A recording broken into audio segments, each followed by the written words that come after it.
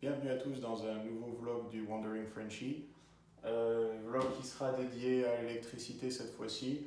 Je pense que je vais faire plusieurs parties, mais on va commencer par la partie numéro 1. Je vais passer rapidement sur tous les outils et les matériaux que j'ai utilisés pendant le câblage de mon buggy. Donc c'est valable pour n'importe quel véhicule, swap, etc. On va essayer de faire dans l'ordre logique. Je vais commencer par les outils. On va commencer par ça, grosse Bertha. Voilà, c'est une pince hydraulique. Comme vous pouvez le voir ici, qu'il y a des mâchoires. Il y a un piston hydraulique dessous. Hop. Voilà. Vous faites ça, vous pompez, puis en fait ça va serrer les deux mâchoires. Ça permet de sertir les gros connecteurs électriques pour les câbles de forte section. Par exemple, démarreur, câble de batterie, coupe-circuit, treuil, etc. Je préfère utiliser ça plutôt que de charger les câbles à l'étain.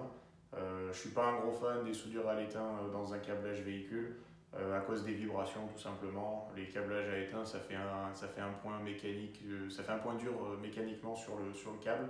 Et donc en fait, plus dans le temps, en fait, les vibrations font que les câbles se cassent. Voilà. Donc je préfère utiliser des câbles sertis et donc tout est serti sur mon véhicule, il n'y a pas un point de soudure. Donc ça inclut aussi les gros câbles de forte section. Voilà, petits outils à main. Alors bon, évidemment un briquet pour la gaine thermo, un petit coupe-câble. Voilà. C'est quand même plus agréable que d'utiliser une pince coupante et de couper en 50 fois des câbles de forte section. Et celui-ci a un max de 70 mm² au niveau section de câble, et ça tombe bien, c'est le plus gros câble que j'ai utilisé sur le buggy, donc ça me suffit amplement. Pince coupante, voilà. Et en plus de ça, celle-ci a les mâchoires pour sertir les connecteurs ronds classiques. Donc c'est vraiment la pince qui fait tout, je l'utilise tout le temps celle-ci. Une pince spécifique pour les connecteurs flexibles. Pour sertir les connecteurs flexibles, c'est les connecteurs qui sont utilisés sur les calculateurs Oli. Et donc bon, c'est ce que j'ai dans le véhicule, donc j'ai dû en acheter une et l'utiliser. Pince pour les connecteurs Weatherpack. Pareil, je ferai un aparté là-dessus, mais connecteur Weatherpack, c'est un standard de connecteur étanche assez classique. Une pince pour les connecteurs Open Barrel. Je connais pas les noms en français, je vais donner beaucoup de noms en anglais dans la totalité de la vidéo, mais voilà. C'est pas assez utilisé pour tout un tas d'autres types de connecteurs, donc celui-ci en particulier, moi je les ai utilisés pour les connecteurs Dodge. Une petite lampe témoin, toujours pratique à avoir. J'ai un Matrix, mais il rentre pas dans la boîte, donc il est à côté. Je vais pas vous montrer à quoi ça ressemble la Matrix, vous êtes au courant. Des accessoires supplémentaires pour les connecteurs Weatherpack, je reviendrai dessus. Et enfin, une petite pince flush cut. Alors, pour vous donner une idée, voilà, je vais prendre un Riesland, je vais vous montrer. Voilà. Riesland classique. Tout le monde a déjà vu, voilà, on passe notre Riesland. Prends votre pince coupante classique, mettez au bout, coupez, voilà. C'est bien. Maintenant, sans déconner. Maintenant, qu'est-ce qui se passe? Vous avez un bout de Riesland. Honnêtement, même si vous le coupez vraiment au ras, au mieux que vous puissiez et tout, il va toujours rester un petit bout de Riesland là qui traîne. C'est super coupant ça. Quand vous en avez partout dans la voiture, vous essayez de faire la mécanique, vous foutez les mains là-dedans, vous allez vous couper les mains, vous allez couper les avant-bras et tout. Surtout si vous êtes en course, en compétition, vous n'avez pas le temps de niaiser, il faut y aller, il faut trouver quelque chose. C'est garanti pour se couper ça. Ça c'est vraiment pas top. La fameuse petite pince flush cut, à la différence de la pince coupante classique, au lieu d'avoir la lame au milieu de la pince, elle a la lame complètement à l'extérieur. Donc ça fait que vous pouvez venir complètement au ras de vos Riesland, couper. Et en fait, vous n'avez plus rien qui dépasse. Du coup, là, vous pouvez y aller, vous ne couperez pas de problème. Voilà, nickel. Donc ça, c'est super. La pince, elle ne vaut pas grand-chose. 7-8 balles, je crois, un truc comme ça. Par contre, il faut la trouver en France. Alors, je sais pas comment elle s'appelle, mais enfin, aux États-Unis, ça, il y en a partout. Super pratique. J'utilise ça tout le temps. Voilà. Enfin, même veine que les Weatherpack, mais j'ai des outils spécifiques pour les connecteurs Dodge. Voilà, je reviendrai dessus.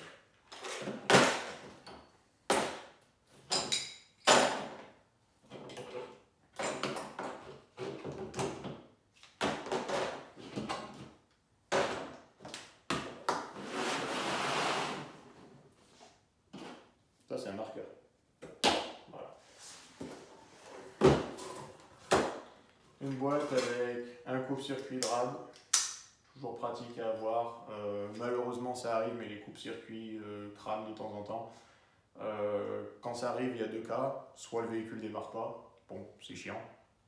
Soit on ne peut pas les couper. Ça, c'est beaucoup plus grave. Si jamais il vous arrive un départ de feu ou n'importe quoi, vous ne pouvez pas arrêter votre circuit électrique, c'est la merde. Un relais avec un bout de fusible déjà pré-câblé.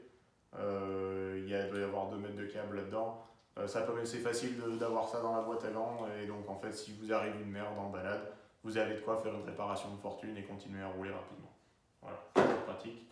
Et puis après, des boutons. Alors voilà, bouton poussoir, bouton on-off avec le petit cache anti-poussière. J'ai les mêmes sans cache anti-poussière.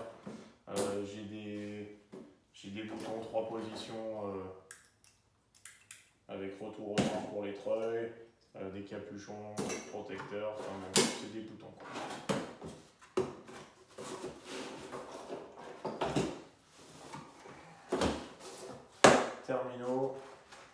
Terminaux classiques, j'en ai plusieurs dimensions pour différentes dimensions de câble, différentes dimensions d'œil. J'ai une barre commune, donc ça permet en fait de câbler tous vos accessoires, soit des plus, soit une masse, l'un ou l'autre, évidemment, on peut mélanger. Et puis en fait de là, vous repartez avec un câble de forte section directement à votre batterie ou à votre coup de contact. Et en fait, ça évite d'avoir une araignée sur le pôle, soit de la batterie, soit du coupe-circuit. Parce que tout simplement, c'est impossible de bosser sur un truc comme ça. Et puis surtout, c'est beaucoup plus clean. Donc, ça veut dire que c'est plus durable dans le temps. Un passe-cloison néoprène, pour essayer de garder quelque chose à peu près, pas forcément étanche, mais quand même anti-poussière, anti-grosse flotte. Ça, c'est un passe-cloison étanche pour un câble de forte section de batterie. Vous faites un trou à la cycloche, vous passez ça dedans, il y a un petit joint, vous serrez tout ça, et puis vous gardez vous gardez une cloison parfaitement étanche, et donc en fait, vous pouvez quand même amener du câblage à l'intérieur de votre véhicule par exemple. Ça c'est pareil, c'est un... Comment on appelle ça en français? Je sais pas, bus bar en anglais. Et donc tout simplement, ça va connecter les câbles les uns en face des autres. Donc par exemple, vous pouvez avoir votre câblage moteur ici, votre câblage châssis là, et donc vous avez l'interférence. Moi, c'est ce que j'ai fait dans mon véhicule, et puis en plus de ça, vous pouvez mettre une petite étiquette qui dit à quoi ça sert. Par exemple, dans le mien, c'est câblé de cette façon. Ici, c'est la commande pour la pompe à essence, commande pour ventilo 1, commande pour ventilo 2. J'ai la commande pour l'allumage, j'ai le plus permanent, et puis je sais même plus ce que j'ai ici, mais voilà quoi. Ça vous donne une idée. Ça permet tout simplement de démonter le faisceau, soit moteur, soit châssis, sans avoir à couper des câbles ou sans avoir à vous trouver des connecteurs très spécifiques. Par exemple, vous pouvez avoir 3 câbles d'un côté et un câble de l'autre. Complètement impossible à faire avec du Dodge ou un truc comme ça. Voilà.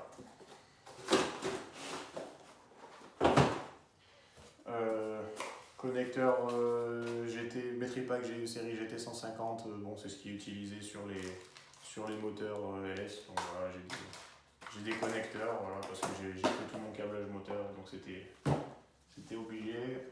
Connecteur Dutch, voilà, je reviendrai dessus. Connecteur Weatherpack, pareil, je vais faire un spécial sur les connecteurs en particulier. J'ai le kit complet.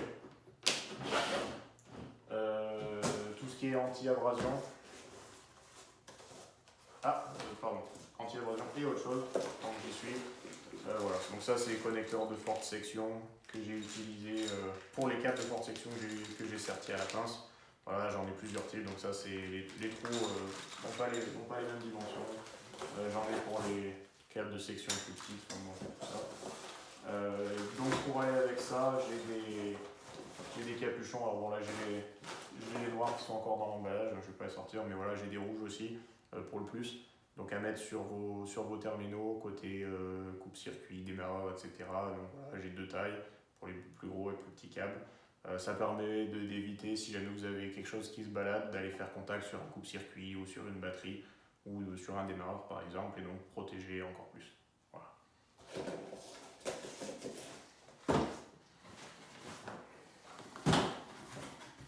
Toujours dans l'anti-abrasion, j'ai des gaines, voilà, bon ça c'est pour câble de force section et beaucoup de câbles, jusqu'à les tout petits, en passant par du 3/8e, enfin bon j'en ai pas mal.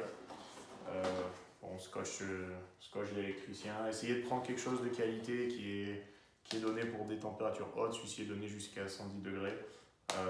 Donc ça permet sur un sous-capot, un endroit à côté du moteur, de ne pas avoir l'adhésif ou le scotch qui va se mettre à fondre et tout. Qu'est-ce que j'ai là-dedans? Ouais. Gaine thermo, bon, voilà, gros classique. J'ai de la rouge et puis de la noire, bien que côté rouge ce soit pas obligatoire. Par contre, c'est important, celles-ci elles sont doublées, il y a de la colle à l'intérieur. Donc en fait, quand vous chauffez, la colle va s'activer et puis coller votre connexion. Ce qui va faire une connexion mécanique bien plus forte entre votre terminal et puis votre isolant. Et aussi, ça permet de rendre la connexion étanche. Tout simplement, ça va blinder la connexion de colle, et donc ça va éviter que l'humidité et la merde puissent rentrer. Et puis, j'ai toujours utilisé partout dans la bagnole du 3 pour 1. En ratio, et même à un endroit du 4 pour 1. En fait, c'est le ratio entre le diamètre de la gaine thermo, disons, relâchée, agrandie comme celle-ci, et le diamètre une fois restreint. Ça permet de faire des connexions plus solides. Enfin, pour moi, le 3 c'est un minimum, et puis après, plus c'est mieux, mais plus ça fait aussi une connexion plus rigide. J'ai une boîte de passe-cloison ici, voilà. Hop là, donc j'utilise pas ça tout le temps, mais enfin si vous avez à passer une cloison, n'oubliez pas de bien protéger votre câblage. Et enfin, alors ça je suis pas convaincu du tout, mais enfin j'avais vu un machin sur Facebook, ça avait l'air cool et puis j'ai voulu essayer. C'est des connecteurs, pardon, c'est des bouts de gaine thermo avec de la soudure à l'étain à l'intérieur. La théorie veut que vous mettez un câble de chaque côté, vous chauffez tout ça, ça rétreint et en même temps ça soude. Pour être très franc avec vous, j'ai fait plusieurs essais, je suis pas du tout convaincu par le système. Oui, c'est étanche parce qu'il y a de la colle à l'intérieur. Par contre, les propriétés mécaniques sont vraiment à chier. Vous tirez dessus 2 fois, ça pète. Enfin, je suis pas convaincu du tout. Je suis déjà vraiment pas un fan de la soudure, mais alors ça, c'est encore pire. Si vous avez essayé, vous trouvez ça bien, peut-être que c'est la marque que j'ai qui est pas top. Je veux bien dans les commentaires que vous me filiez un lien ou un indice pour un truc sympa, mais vraiment ceci, je suis pas convaincu du tout. Voilà. Et puis enfin, voilà, c'est une grosse boîte, mais c'est des câbles. Alors bon, voilà, j'ai des câbles de plusieurs couleurs, plusieurs sections. J'ai même les chutes de mon 70 carré qui sont là. Voilà, enfin bon, j'en ai plein. C'est tout simplement les câbles que j'ai utilisés pour faire le véhicule. Enfin, voilà, il me reste un truc, j'ai une Dymo avec des cartouches de rechange. Et donc les cartouches sont un peu spécifiques, je vais vous montrer. Voilà. J'imprime dessus. Voilà, comme vous pouvez voir, ça fait un beau petit autocollant de test. C'est pas un autocollant en fait. Alors, je vais essayer de l'ouvrir.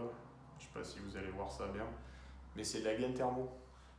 Donc en fait, ça permet d'écrire sur la gaine thermo. Les cartouches sont spécifiques. C'est la gaine thermo qui est à l'intérieur des cartouches. Voilà. Il y a plusieurs tailles. Donc moi j'ai 2 tailles différentes. J'ai de la 1/4 et 1/2. En plus en métrique c'est 6 mm et je sais plus trop quoi. C'est vachement pratique, ça fait un câblage qui est très propre. Ça vous permet d'indiquer en fait à chaque terminal, à chaque embout du câble, qu'est-ce qui est alimenté par ce câble là.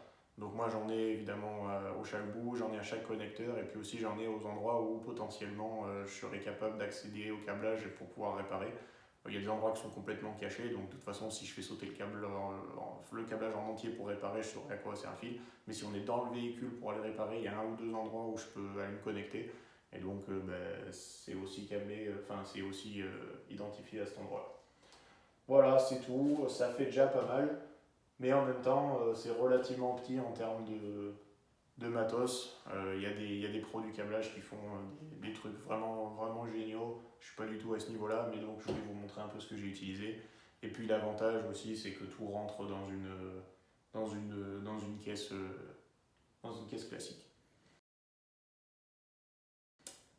Voilà, c'est tout pour ce vlog-là. J'en prépare un deuxième avec un peu plus en détail sur les connecteurs Weatherpack et Dutch. Et puis après, la gain DI spécifique pour l'abrasion et la chaleur. Voilà. Je vous remercie et puis je vous dis à la semaine prochaine. Je vais essayer de me remettre dans un rythme de vlog un peu plus régulier. A plus.